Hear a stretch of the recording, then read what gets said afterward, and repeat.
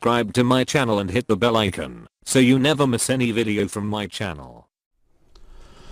बिस्मिल्लाहिर्रहमानिर्रहीम अल्हम्दुलिल्लाहि रब्बिल आलमीन व सल्लल्लाहु अला मुहम्मदिन व आलिहि ताहिरीन व लअनतुल्लाहि अला आदाइहिम अजमईन इला क़यामि यौमिद्दीन। व क़ाल अल्लाहु तआला व हुवा अस्दक़ुल क़ाइलीन व मा मुहम्मदुन इल्ला रसूलुन क़द ख़लत मिन क़ब्लिहि अर्रुसुलु अफ़इन माता व क़ुतिला इंक़लबतुम अला अक़ाबिकुम व मन यन्क़लिब अला अक़बैहि फ़लन यज़ुर्रुल्लाह शैअन व सयजज़ियल्लाहु शाकिरीन। सदक़ल्लाहुल अलियुल अज़ीम। आलम इस्लाम में बाद रसूलुल्लाह सल्लल्लाहु अलैहि वसल्लम या बअल्फ़ाज़ दीगर उनकी शहादत और क़त्ल के बाद जो क़त्ल आम का सिलसिला शुरू हुआ, उनके अहल बैत को क़त्ल किया गया और उनके अहल बैत के चाहने वालों को क़त्ल किया गया।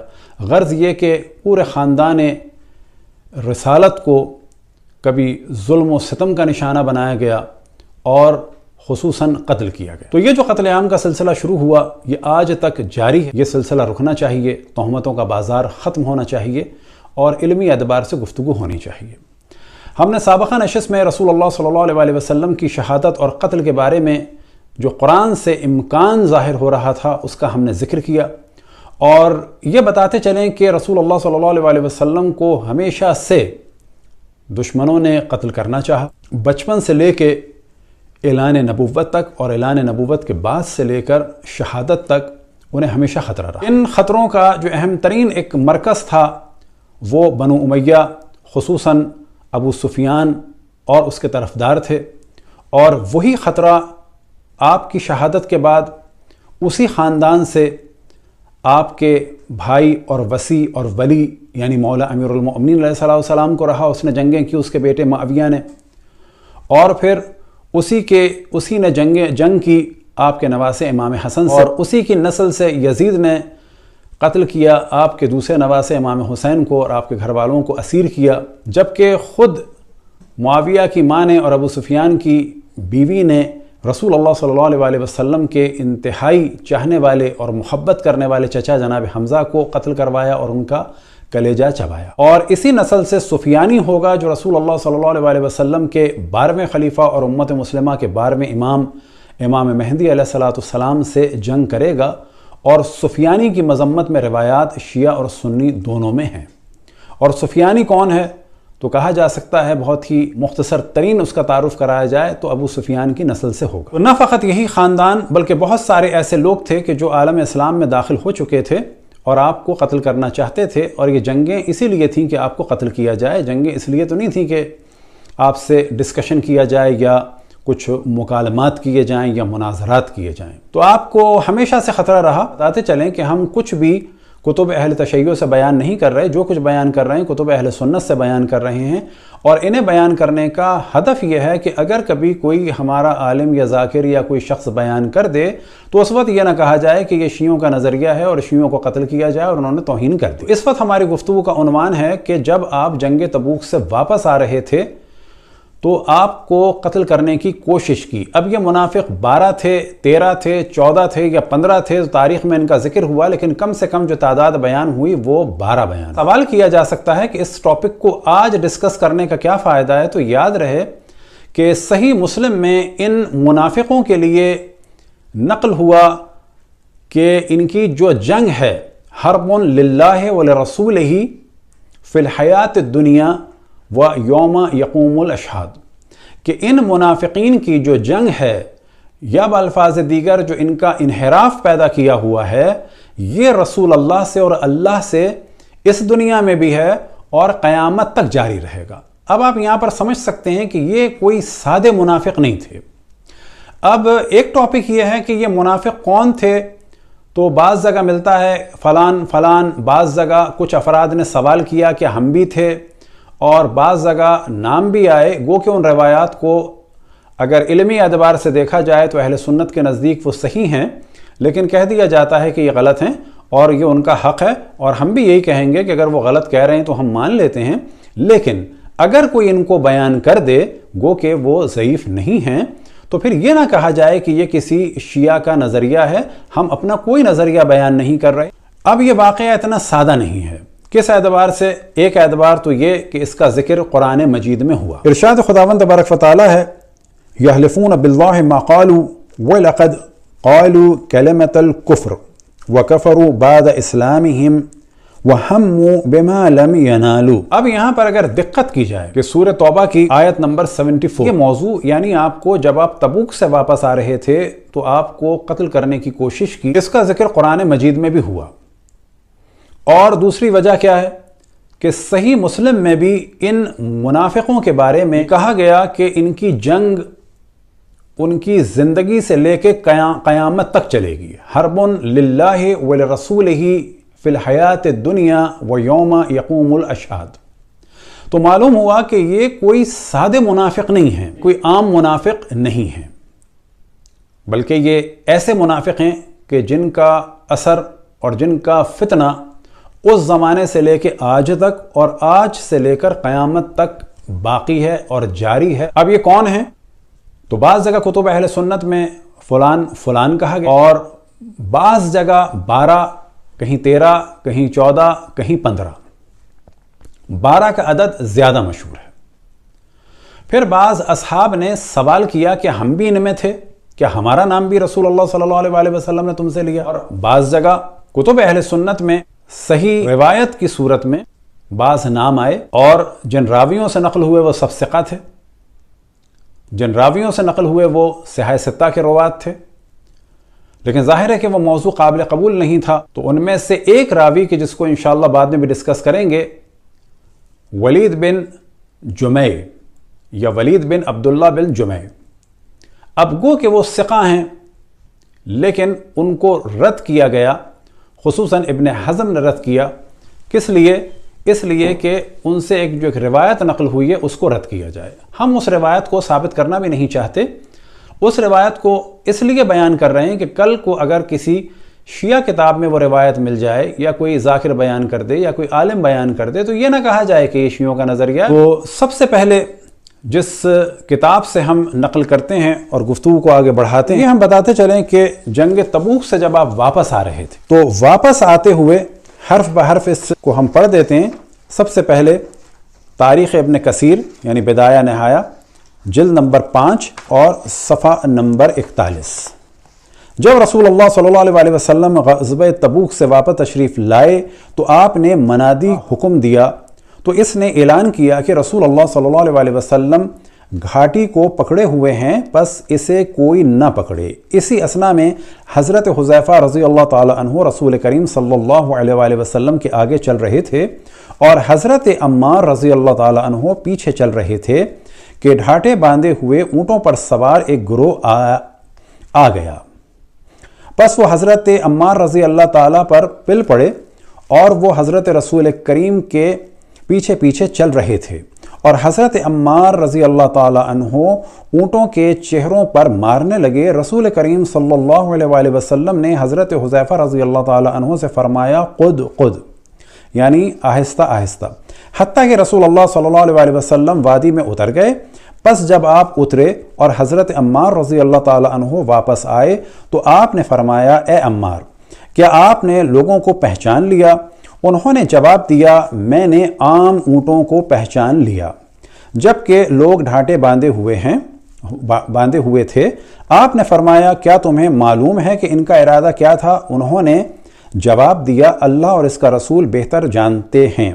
آپ نے فرمایا ان کا ارادہ تھا کہ اللہ کے رسول کو لے جا کر پھینک دیں، یعنی گھاٹی سے بلندی سے پھینک دیں۔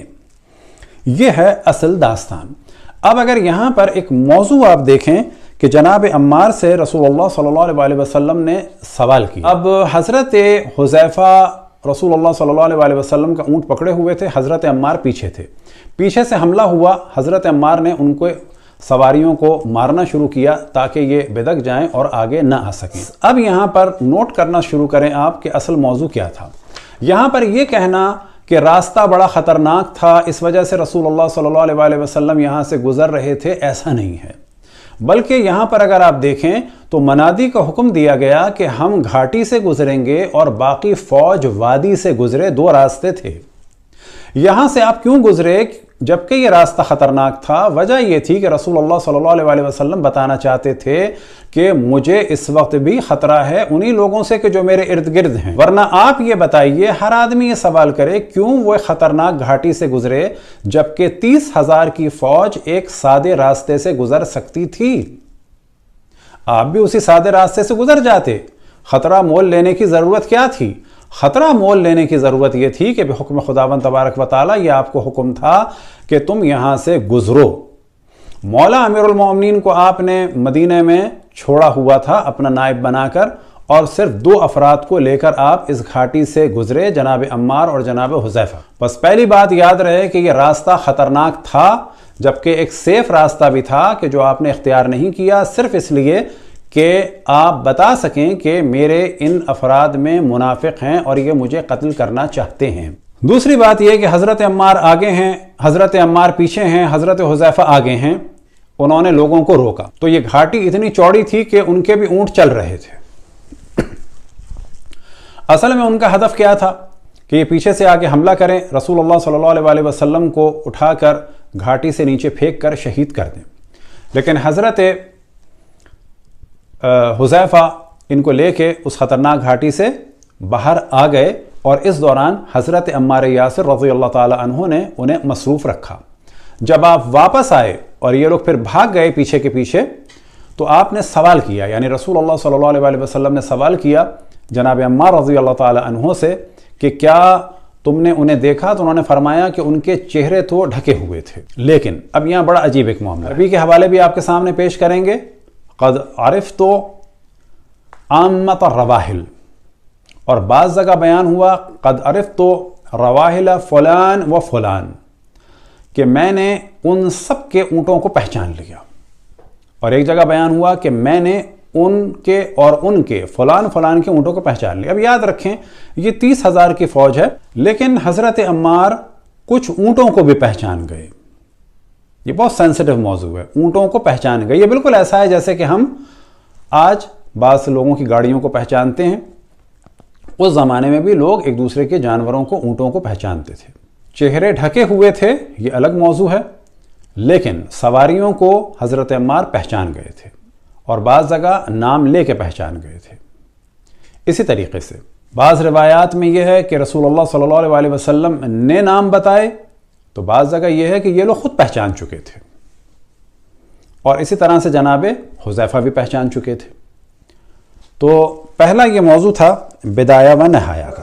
ایک اور موضوع ہے اسی صفحے پہ، صفحہ نمبر 40 میں، وہ بھی آپ کے سامنے بیان کر دیتے ہیں۔ راوی بیان کرتا ہے کہ حضرت عمار رضی اللہ تعالی عنہ نے حضرت نبی کریم صلی اللہ علیہ وسلم کے اصحاب میں سے ایک آدمی سے سرگوشی کی۔ کس میں سے؟ اصحاب میں سے۔ اب یاد رکھیں کہ ان تمام موضوعات میں ان منافقین کا نام نہیں لیا جا رہا کہ جن کا کھل کے لیا جاتا تھا۔ اگر یہ وہ ہوتے تو ان کا نام لیا جاتا، یہ وہ نہیں ہیں، ان کے علاوہ ہیں کچھ، اور یہ بات بہت کلیئر ہو جاتی ہے۔ ابن سلول وغیرہ نہیں ہیں، وہ منافق تھے نچلے درجے کے۔ یہ وہ منافق ہیں کہ جن کا ذکر سورہ توبہ میں ہوا، وَمِمَّنْ حَوْلَكُمْ مِنَ الْأَعْرَابِ مُنَافِقُونَ، کہ اے میرے حبیب تمہارے ارد گرد جو بدو ہیں ان میں منافق ہیں۔ وَمِنْ أَهْلِ الْمَدِينَةِ مَرَضُوا عَلَى النِّفَاقِ، اور اہل مدینہ میں سے ایسے ہیں کہ جو نفاق میں شدید ہیں۔ تو یہ وہ افراد تھے جو نفاق میں شدید تھے، لیکن ان کے نام عموماً ان روایات میں بیان نہیں ہوئے۔ پس معلوم ہوا کہ ان کے ناموں کو چھپانے کا ہدف یہ ہے کہ یہ وہ مشہور منافق نہیں ہیں کہ ان پہ ڈال دیا جائے، ان منافقین کے علاوہ یہ ایک چھپے ہوئے شدید منافق ہیں۔ تو حضرت نبی کریم صلی اللہ علیہ وسلم کے اصحاب میں سے ایک آدمی سے سرگوشی کی، تو اس نے کہا میں آپ کو اللہ کا واسطہ دے کر پوچھتا ہوں کہ تمہارے علم میں گھاٹی والے کتنے آدمی تھے؟ انہوں نے جواب دیا 14 آدمی تھے۔ اس نے کہا اگر میں بھی ان میں شامل ہوں تو وہ 15 تھے۔ راوی بیان کرتا ہے کہ ان میں سے 3 آدمیوں نے رسول اللہ صلی اللہ علیہ وسلم سے عذر کیا کہ ہم نے اللہ کے رسول کے منادی کو نہیں سنا تھا۔ کیا نہیں سنا تھا؟ کہ آپ نے فرمایا تھا کہ کوئی بھی اس گھاٹی سے نہ آئے، یعنی اس گھاٹی سے میں آؤں گا اور تم لوگ صاف راستے سے آؤ، تو وہ کہتے ہیں ہم نے نہیں سنا تھا۔ اور نہ ہی ہمیں ان لوگوں کے ارادے کا علم تھا۔ اب جبکہ ان 3 افراد کی ذمہ داری یہ تھی کہ یہ ان 12 پر بھی حملہ کرتے جو کہ انہوں نے نہیں کیا، یا اب کہا جا سکتا ہے کہ یہ 3 ان 12 کو پہچانتے، اور خصوصاً کب کہ چلیں اب تک تو ان کو نہیں پتا تھا، لیکن ان 3 کو سوچنا چاہیے تھا کہ یہ 12 کیوں چہرہ چھپائے ہوئے ہیں۔ اور جب انہوں نے دیکھ لیا کہ یہ 12 لوگ آگے بڑھ کر، فرض کی بات یہ ہے کہ یہ 3 ان میں سے نہیں تھے، تو یہ 12 آگے بڑھ کر حضرت عمار پہ حملہ کر رہے ہیں۔ حضرت عمار جو ہیں وہ اونٹوں کے چہروں کو مار کے ان کو روک رہے ہیں تاکہ رسول اللہ صلی اللہ علیہ وسلم آگے ساتھ خیریت کے اس خطرناک حصے سے گزر جائیں، تو بعد میں ان 3 افراد نے کیوں نہیں پوچھا کہ تم لوگ کون ہو، کیا ہو، کیوں کر رہے تھے؟ یا جب انہوں نے دیکھا تو یہ 3 اٹھ کے ان 12 کو مارنا شروع کرتے، 2-4 کو تو گھاٹی سے پھینکتے۔ تو کہتے ہیں منادی کو نہیں سنا، اور نہ ہی ہمیں ان لوگوں کے ارادے کا علم تھا۔ بڑی عجیب بات ہے، بعد میں بھی علم نہیں ہوا ہے سب کچھ دیکھ کے۔ حضرت عمار رضی اللہ تعالیٰ عنہ فرماتے ہیں کہ میں گواہی دیتا ہوں کہ ان میں سے 12 آدمی اللہ اور اس کے رسول سے دنیاوی زندگی میں اور جس روز گواہ کھڑے ہوں گے تک لڑتے رہیں گے۔ یعنی ان میں سے 12 آدمی جو ہیں مردو علی النفاق، اتنے شدید منافق ہیں کہ یہ رسول اللہ صلی اللہ علیہ وسلم سے اور اللہ سے اس زندگی میں بھی لڑتے رہیں گے، یہاں تک کہ قیامت تک لڑتے رہیں گے۔ کیا مراد؟ کہ ان کا انحراف جو ہے وہ ابن سلول جیسا یا باقی منافقوں جیسا نہیں تھا کہ جو ختم ہو گیا۔ ان کا انحراف، ان کا ظلم، خصوصاً رسول اور آل رسول کے خلاف ان کی سازشیں اس دن سے چلی ہیں تو اب تک چلتی رہیں گی، یہاں تک کہ قیامت آ جائے گی۔ اور روز محشر بھی ان کا نفاق کھل کے آئے گا، اور روز محشر بھی وہ شرمندہ نہیں ہوں گے بلکہ رسول اللہ صلی اللہ علیہ وسلم سے، بلکہ سب سے پہلے اللہ سبحانہ و تعالیٰ سے لڑتے رہیں گے۔ اب ان افراد کو اتنا سادہ نہیں لیا جا سکتا، ان کے اثرات ہیں عالم اسلام پر اور اتنے شدید ہیں کہ یہ چلتے رہیں گے۔ اسی موضوع کو اب ہم بیان کرتے ہیں آپ کے سامنے مسند احمد ابن حنبل سے، جلد نمبر 10، صفحہ نمبر ہے 954۔ اب یہاں پر اصل روایت کو شروع کرتے ہیں۔ حضرت ابو طفیل سے مروی ہے کہ نبی علیہ السلام جب غزوہ تبوک سے واپس آ رہے تھے تو راستے میں منادی کا حکم دیا۔ اس نے اعلان کیا کہ نبی علیہ السلام نے گھاٹی کا راستہ اختیار کیا ہے، اس راستے پر کوئی نہ جائے۔ نبی علیہ السلام کے آگے حضرت حذیفہ اور پیچھے حضرت عمار تھے کہ اچانک کچھ سواریوں پر ڈھانٹا باندھے ہوئے لوگوں کا ایک گروہ سامنے آ گیا جنہوں نے حضرت عمار کو گھیر لیا۔ اب ظاہر سی بات ہے کہ حضرت عمار کیونکہ پیچھے تھے، یعنی پیچھے سے آ گئے، آ گیا سامنے سے مراد یہ کہ نمودار ہوئے گئی سے۔ حضرت عمار پیچھے تھے، وہ ان سواریوں کے چہروں پر مارنے لگے۔ نبی علیہ السلام نے خطرے کا احساس ہوتے ہی حضرت حذیفہ سے سواری روکنے کے لیے کہا اور نیچے اتر آئے، اور پھر نبی اس گھاٹی سے اترنے لگے۔ اسی دوران حضرت عمار بھی واپس آئے۔ نبی علیہ السلام نے ان سے پوچھا، عمار کیا تم ان لوگوں کو پہچان سکے ہو؟ انہوں نے عرض کیا، اکثر سواریوں کو تو میں پہچان لیا ہوں۔ یہ ترجمہ ہے قد عرفت عامۃ الرواحل، یعنی عموماً میں ان کو پہچان چکا ہوں۔ لیکن لوگوں نے اپنے چہروں پر ڈھانٹے باندھے ہوئے تھے۔ نبی علیہ السلام نے فرمایا کہ کیا تمہیں ان کا ارادہ معلوم ہے؟ انہوں نے عرض کیا کہ اللہ اور اس کے رسول ہی بہتر جانتے ہیں۔ نبی علیہ السلام نے فرمایا ان کا ارادہ یہ تھا کہ وہ نبی کو لے جائیں اور اوپر سے نیچے ڈھکیل دیں۔ پھر حضرت عمار نے نبی کے ایک صحابی کو سخت سست کہا کہ میں آپ کو اللہ کی قسم دے کر پوچھتا ہوں، کیا آپ کو معلوم ہے کہ اس گھاٹی میں کتنے آدمی تھے؟ اس نے کہا 14۔ یہ وہی پوری پچھلی والی روایت ہے کہ جو پہلے بھی آپ کے سامنے پڑھی۔ اب یہاں پر واقعہ یہاں پہ ختم نہیں ہوتا۔ ولید کہتے ہیں کہ حضرت ابو طفیل نے اسی غزوے سے متعلق بتایا کہ نبی نے جب پانی کی قلت کا علم ہوا تو لوگوں سے فرمایا تھا، اور منادی نے یہ اعلان کیا تھا کہ نبی سے پہلے کوئی شخص پانی پر نہ جائے، لیکن نبی علیہ السلام جب وہاں پہنچے تو کچھ لوگوں کو وہاں موجود پایا جو ان سے پہلے وہاں پہنچ گئے تھے۔ اس دن نبی نے انہیں لعنت ملامت کی۔ اب معلوم ہوا کہ غزوہ تبوک کہ واپسی میں ایک واقعہ تو ہوا کہ جس میں کم از کم 12 ورنہ 13 یا 14 یا 15 منافق تھے جو آپ کو شہید کرنا چاہتے تھے، اور جب دوبارہ منادی دی گئی، کیونکہ پانی کی قلت تھی، ایک پتھر سے، ایک پہاڑی کے ایک حصے سے تھوڑا سا پانی نکلتا تھا کہ جو صرف 2-3 افراد پی سکتے تھے، رسول اللہ صلی اللہ علیہ وسلم نے منع فرمایا تھا کوئی وہاں پر پہلے نہ پہنچے، پھر آپ نے وہاں جا کے معجزہ دکھایا اور پانی نکلا۔ اب یہ ایک امتحان تھا گھاٹی سے گزرنا تاکہ لوگوں کو پتا چلے کہ ارد گرد منافق موجود ہیں، پھر آپ نے پانی کا اعلان کیا۔ یہ بالکل وہی والا موضوع تھا جیسے کہ بنی اسرائیل سے کہا گیا تھا کہ کوئی بھی پانی نہ پیے، جیسے کہ بنی اسرائیل سے کہا گیا تھا کہ ہفتے کے دن مچھلی کا شکار نہ کریں۔ یہ امتحان تھے انبیاء کی جانب سے، بالکل ایسے ہی رسول اللہ صلی اللہ علیہ وسلم نے واضح ارشاد فرمایا تھا کہ کوئی بھی پہلے وہاں پر نہ پہنچے اور پانی نہ پیے، لیکن اس کے بعد بھی کچھ لوگ وہاں پہنچ گئے کہ جو بعض روایات آپ کے سامنے بیان کریں گے کہ وہاں پر بھی یہی کہا گیا کہ فلان و فلان و فلان وہاں پر پہنچ گئے، لیکن رسول اللہ صلی اللہ علیہ وسلم نے ان پر لعنت بھیجی۔ اب آپ کے سامنے مسند احمد ابن حنبل جلد نمبر 17 اور حدیث نمبر 23672، اور اسی حدیث کے لیے نیچے لکھا ہوا ہے اسنادہ صحیح۔ اسی موضوع کو اب دیکھتے ہیں کہ صحیح مسلم میں کس طرح سے بیان کیا گیا ہے۔ صحیح مسلم ترجمہ علامہ وحید الزمان صاحب جلد نمبر 6 اور صفحہ نمبر 348۔ قیس سے روایت ہے، میں نے عمار یاسر سے پوچھا،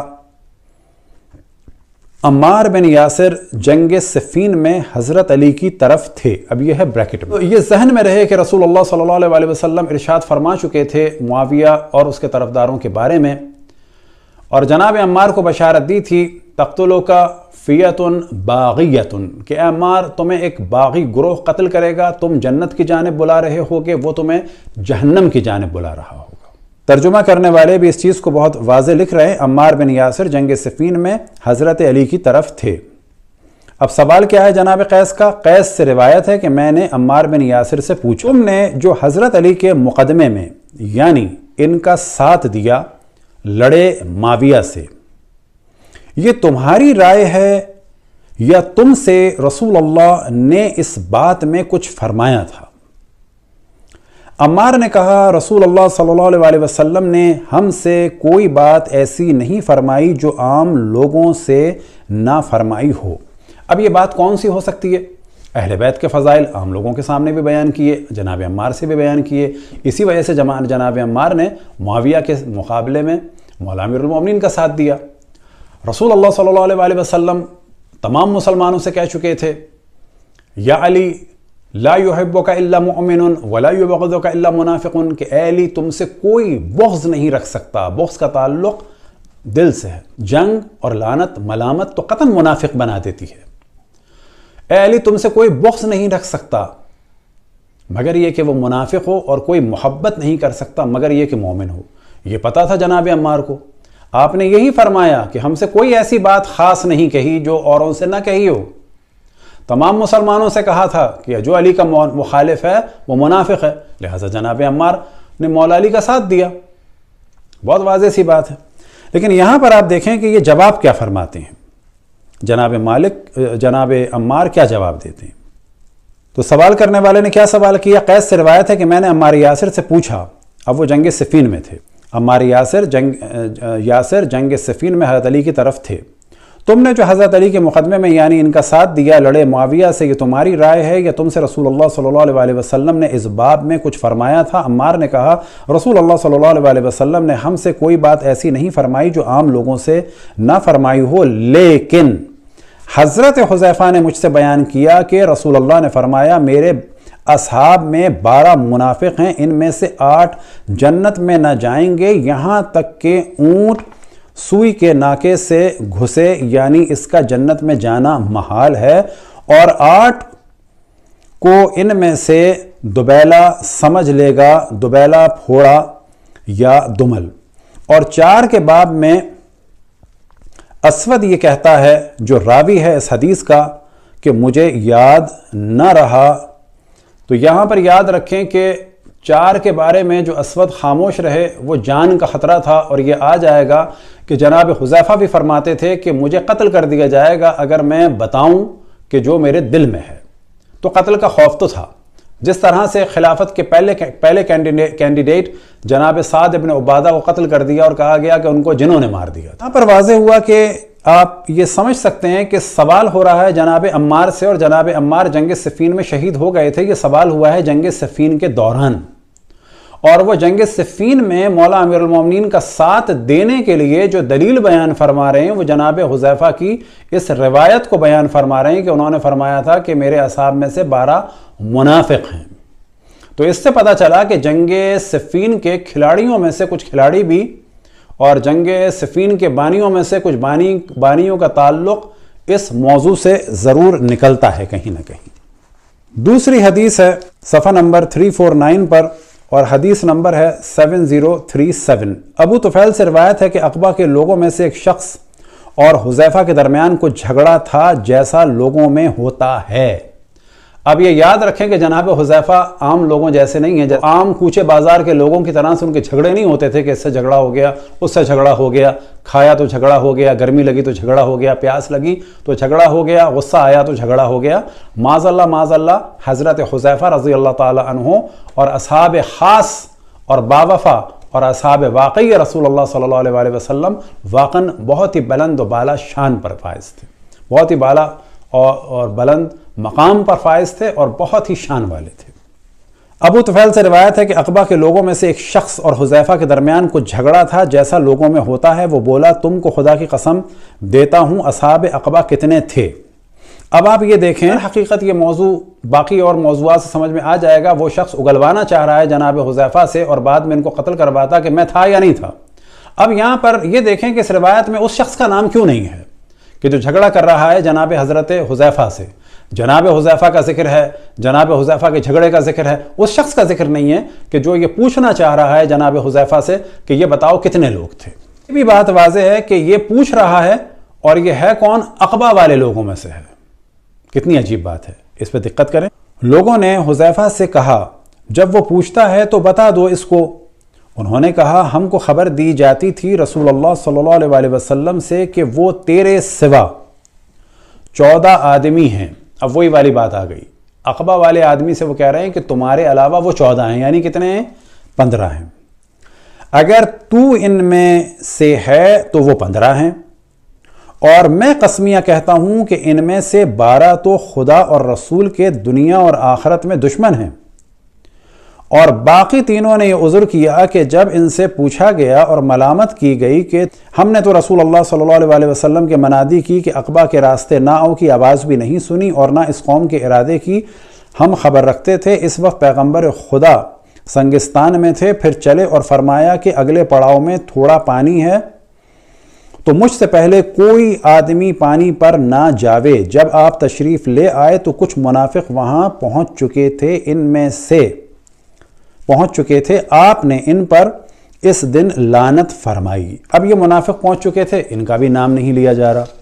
تو یہ معاملہ تو بیان ہوا صحیح مسلم سے، اور بہت واضح ہو گیا کہ لوگ بھی جانتے تھے کہ عقبہ والے لوگ کون ہیں، کیونکہ جب روایت نقل ہوئی، لوگوں کے سامنے جھگڑا ہوا، لوگ پہچانتے تھے اس شخص کو کہ یہ بھی عقبہ والے لوگوں میں سے ایک ہے۔ بس یہ کہنا کہ رسول اللہ صلی اللہ علیہ وسلم نے منع کر دیا تھا، بتایا نہیں تھا، تو یہ احتمال دیا جا سکتا ہے کہ نہ بتانے کے لیے کیا وجہ ہے۔ ایک روایت ہے جو آپ کے سامنے بیان ہوگی کہ رسول اللہ صلی اللہ علیہ وسلم نے جناب حذیفہ سے فرمایا تھا کہ تمہارے بعد کیا ہوگا، اور اس وقت پھر خاموش رہنا اور اطاعت کرنا۔ وہ موضوع انشاءاللہ جناب حذیفہ کے ضمن بیان ہوگا۔